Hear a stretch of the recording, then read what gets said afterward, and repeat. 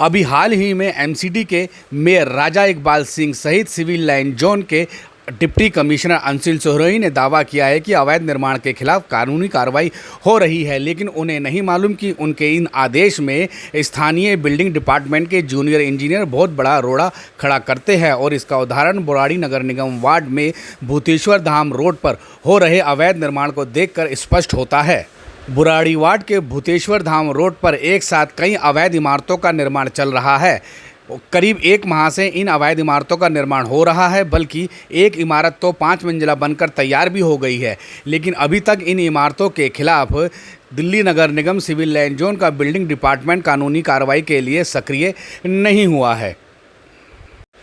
भूतेश्वर धाम road पर दिन प्रतिदिन अवैध इमारतें लगातार बढ़ रही है, निर्माण हो रहा है, लेकिन इन इमारतों के निर्माण को देखकर नहीं लगता है कि महापौर राजा इकबाल सिंह और सिविल लाइन जोन के डिप्टी कमिश्नर अंशुल सोहराई के आदेश यहां पर क्रियान्वित किए जा सकते हैं, क्योंकि अगर उन्होंने आदेश दिया है अवैध निर्माण को रोकने के लिए तो वह आदेश यहां क्रियान्वित क्यों नहीं हो रहा है।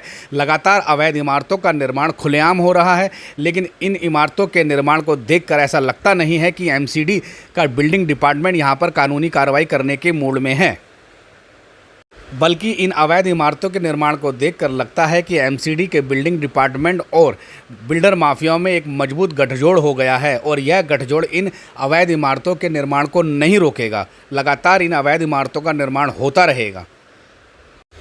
मीडिया के पूछने पर दिल्ली के महापौर सहित डिप्टी कमिश्नर कानूनी कार्रवाई का बयान तो दे देते हैं, आश्वासन तो दे देते हैं, लेकिन इन बिल्डिंगों के निर्माण को देखकर यह स्पष्ट हो जाता है कि वह सिर्फ खाना पूर्ति है। या यह भी कहा जा सकता है कि बिल्डिंग डिपार्टमेंट के स्थानीय जूनियर इंजीनियर अपने वरिष्ठ अधिकारियों के आदेशों को मानने को तैयार नहीं है और इसलिए वह क्षेत्र में बिल्डर माफियाओं को अवैध इमारतों के निर्माण की खुली छूट प्रदान कर देते हैं। और इसीलिए बुराड़ी वार्ड में बिल्डर माफिया बेखौफ है और लगातार अवैध इमारतों का निर्माण कर रहा है।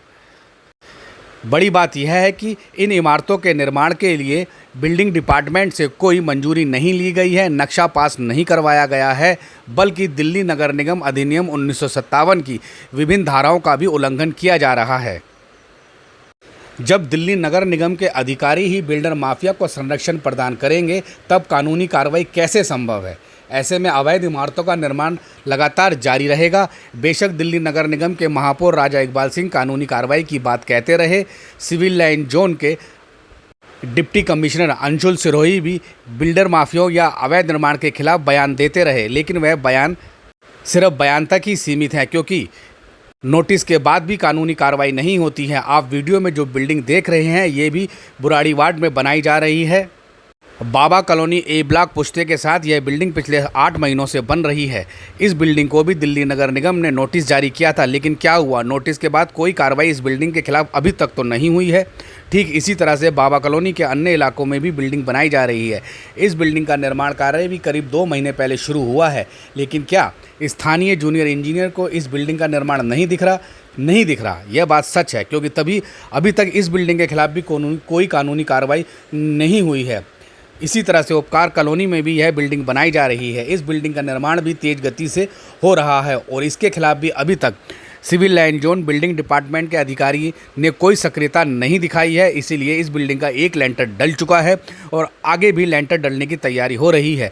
देखते देखते इस बिल्डिंग का भी निर्माण पूरा हो जाएगा, लेकिन सिविल लाइन जोन का बिल्डिंग डिपार्टमेंट इसके खिलाफ भी कोई कानूनी कार्रवाई नहीं करेगा। बुराड़ी वार्ड में ऐसी कई बिल्डिंगें हैं जिनको नोटिस जारी किया गया था, लेकिन वह बिल्डिंगें आज बनकर पूरी तरह से तैयार हो गई है।